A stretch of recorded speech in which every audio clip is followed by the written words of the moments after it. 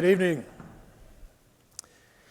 Imagine that you and I are in Yemen tonight. We'd be looking around and we'd see 2 million men, women, and children on the brink of starvation. We'd see cholera. We'd see tribal warfare. We'd see Shia and Sunni killing each other with the help of Saudi Arabia and Iran. We'd look around and probably be tempted to throw up our hands and say, this is the most hopeless place we've ever seen in our lives. But I'd say to you, I know 15 young people in this country who are the hope of this country. They are Shia and Sunni young adults who formed a cooperation circle, and their job in life is to film peace. They go around finding occasions of peace in Yemen, and they film it, and they distribute that film around because they want to give people a glimpse of hope. They want to give their people a picture of the possibilities. 15 in a country of tens of millions. What difference? They're not going to be stopping because of that question. They're part of millions of young adults all over the world who are undaunted by the smallness of their scale and who are undeterred by seemingly insurmountable odds. All they do is duck their heads and do the most important thing for this moment, in this place, at this time. Now, what do I have to do with Yemen? Well, I made a vow in San Francisco in 1993, and that was my fourth vow. I made a vow to be a husband once, to be a priest, to be a bishop, and in February 1993, I made another vow. And it has taken me around the world many times, and it has put me in relationship with Yemen. Now, let me tell you a little bit about myself coming to San Francisco. It's a short story. I was 11 years old, Huntington, West Virginia. I was playing football on a vacant field that was owned by the Episcopal Church. It was a rainy November afternoon, and the priest came out and said, now, boys, you don't want to be out here in the mud. Why don't you come in? I got a ping pong table. Why don't you come in and play ping pong? So all of us traipsed in. A couple of weeks went by, and he said, now, boys, Christmas is coming. How many of you boys would like to wear a uniform and light candles? And I held up my hand, and the next thing I knew, I was the Bishop of California.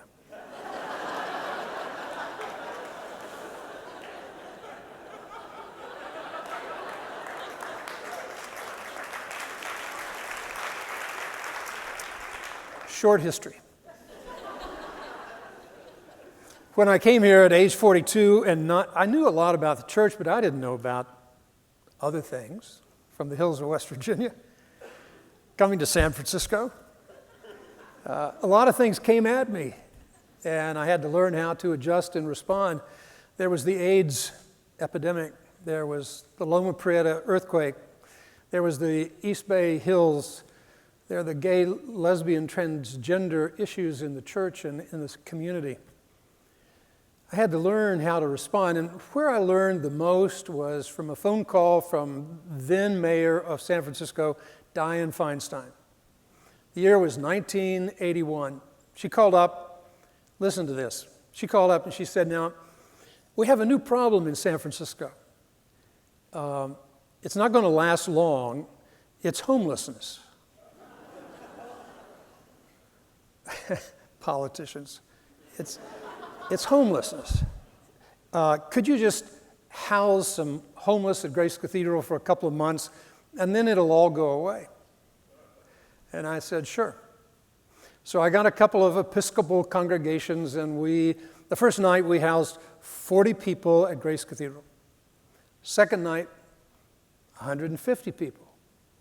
And then after that, it was wave after wave until it became abundantly clear that no one religious group could respond to this big challenge.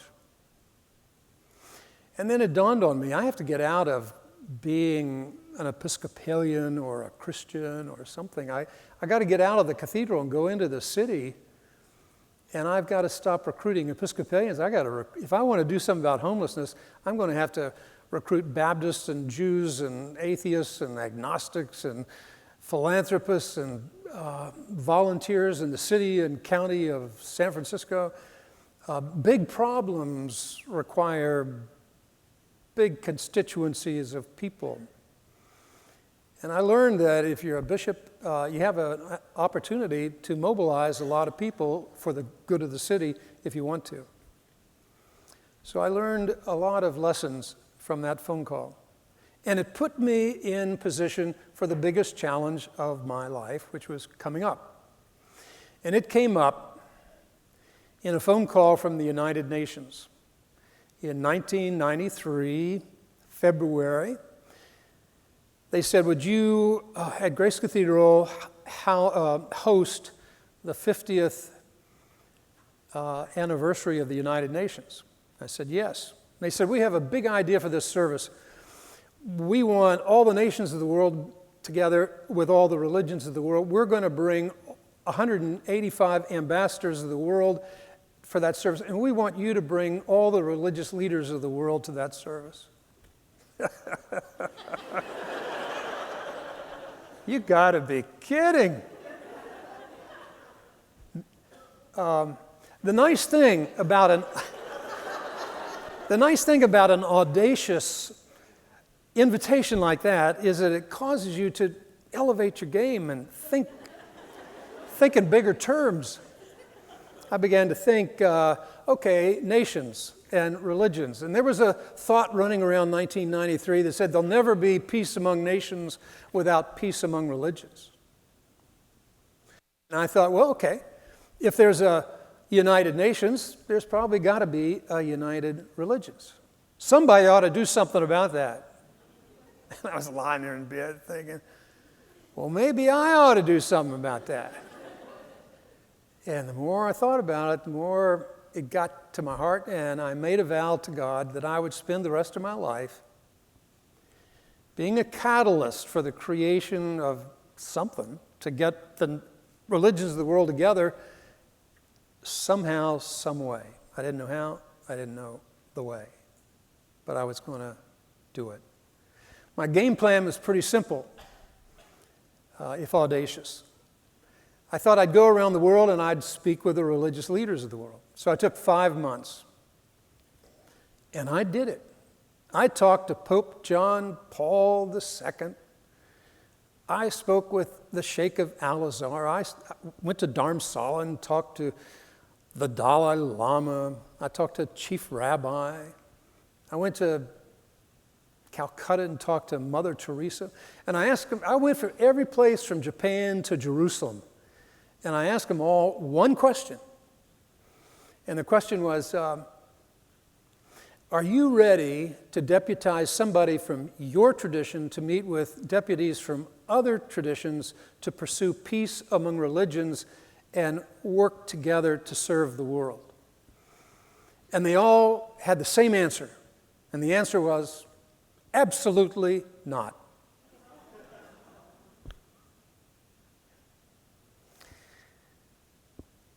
Why did they say that? My guess is because if you're a religious leader, your first obligation is to sit on top of this group of people that you're serving, and your job is to defend the faith of those people against rival claims and against rival religions. If you think that your religion has the most authentic word from God, how can you be equal to other people at a table? I learned from religious leaders that there's not going to be a united religions. So I came back to San Francisco in 1996, complete failure. Pretty embarrassing, too. But then I began to think, well, first of all, I wanted to quit. And I thought about quitting. But then I thought about my vow to God, that I'd be a catalyst for the creation of bringing these religions together. How do you do that? And then it dawned on me, I had done nothing wrong. I was absolutely right about the vision. I was just looking for love in all the wrong places. Forget about the religious leaders. Go back to what I learned in San Francisco. Go to the grassroots. Just go out in the community. Go to all the grassroots people of religions. And while you're at it, go to everybody else. Go to the indigenous people. Some of their spirituality is older than religious. Go to the people who say, I'm spiritual but not religious. If you're going to open the door, just open the door all the way. Big problems in the world demand big constituencies. So I got serious about it again. I went to the bank and got a personal line of credit for $1 million. If you ever wonder why banks get in trouble,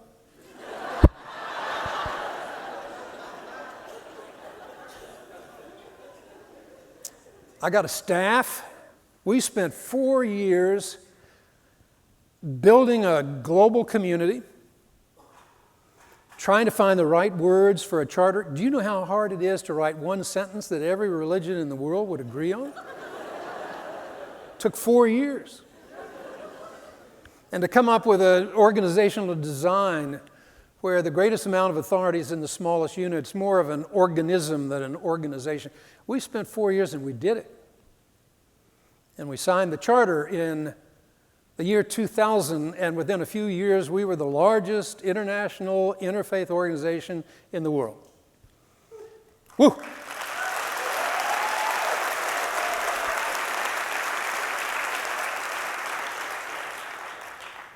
Our name is United Religions Initiative, URI, or Upper Respiratory Infection.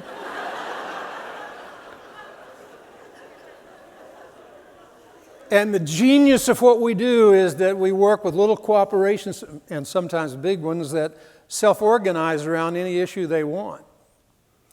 Some of them are in the frozen tundra of Siberia.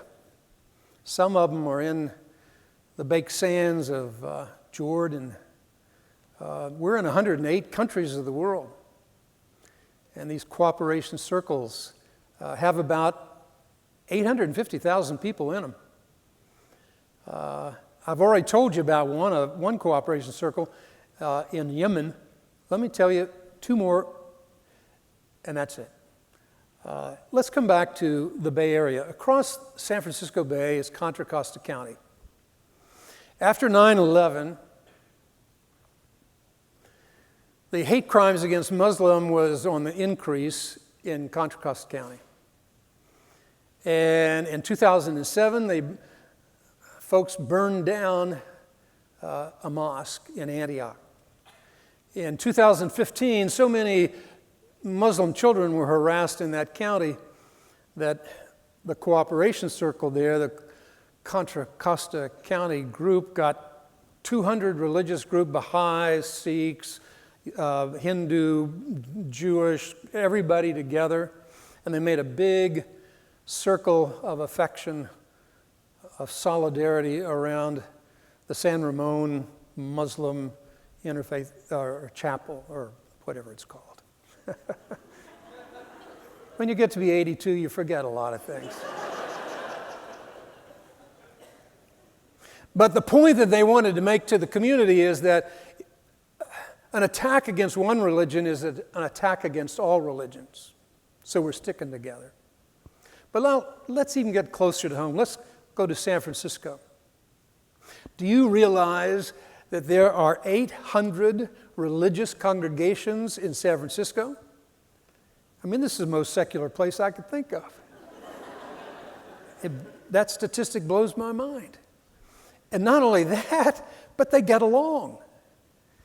They're part of the San Francisco Interfaith Council. If you've got a problem on emergency, preparedness, or civil rights, or affordable housing, you go there because they handle the issues. It's a remarkable group. And what do they do tonight in San Francisco? They house the homeless in winter shelters. And what do they do after they house the homeless tonight at 12 o'clock? They walk the streets from midnight till sunup, being available to lonely and lost people who just want to have a conversation and a little human compassion. And should one of those homeless people die tonight, their name is going to be kept sacred and brought to a memorial service, and that name will be read out loud before God and before these people, because what we're about is preserving the integrity, the human dignity of everybody, and trying to serve the community as well. That's what all the cooperation circles do. So, you and I, if we went to Yemen tonight and we had one wish, just one wish, I know what it would be. We would wish that there'd be a ceasefire and the killing stop, and we would wish that the humanitarian aid would get in there quickly and start saving those lives. But if somebody said, how about a second wish? I'd say, I got a second wish. I want Yemen to work toward being unified. You can talk about divisions and divisions all you want, but there comes a time that somebody's got to build unity in the community. Somebody's got to plant the little seeds of peace in the ground if you're going to have a harvest of peace upstairs. There's no other way. You can't have a harvest unless you got little seeds. Religious, grassroots religious seed planting by Sunni and Shia working together in Yemen is the only hope for that country. And I know 15 people who are doing it even today. And they join with the millions and millions of other people all over the world, mostly young people, who are undaunted by the size of their scale and undeterred by overwhelming odds. They just duck their heads and do the one most important thing needed at this time and this place. They're out there by the millions, I tell you. Take heart. Imagine Yemen. Thank you.